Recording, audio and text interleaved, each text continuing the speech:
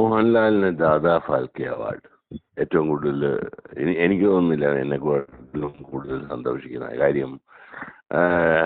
ഒരേ ട്രെയിനിൽ സിനിമ എന്ന സ്വപ്നവുമായിട്ട് രണ്ടുപേരിൽ ഒരാളാണ് ഞാനും മോഹൻലാലും.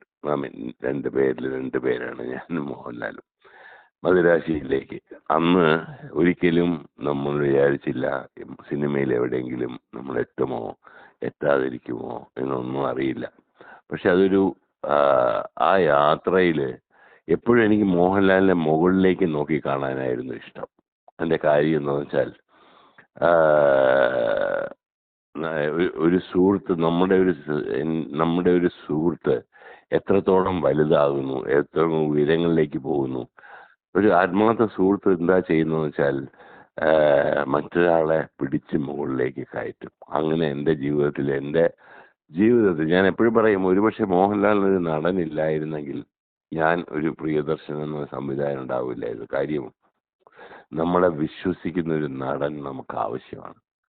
അങ്ങനെ എല്ലാ കാലത്തും ഒരു നടൻ നല്ല രീതിയിലല്ല, സുഹൃത്തെന്ന രീതിയിൽ ഞാൻ താഴേക്ക് വീഴുമ്പോഴും പലപ്പോഴും കാല് തെറ്റി വീഴുമ്പോഴും ഒക്കെ മുകളിൽ നിന്ന് മോഹൻലാൽ എന്ന ഒരു സൂപ്പർ സ്റ്റാർ എന്നെ പിടിച്ചു കയറ്റിയിട്ടുണ്ട്. So I think it's a huge mental relationship. And always നമ്മുടെ ഒരു ആത്മാർത്ഥ സുഹൃത്തിൻ്റെ സക്സസ് എന്ന് പറയുന്നതാണ് നമ്മുടെ ജീവിതത്തിലെ ഏറ്റവും വലിയ സന്തോഷം. ഇതാണ് ഞാൻ എപ്പോഴും കാണിക്കുന്നത്. ഇന്ന് ഉയരങ്ങളിൽ നിന്ന് ഉയരങ്ങളിലേക്ക് പോയിരിക്കുകയാണ് അവാർഡോടെ മോഹൻലാൽ എന്ന് പറഞ്ഞ വ്യക്തി.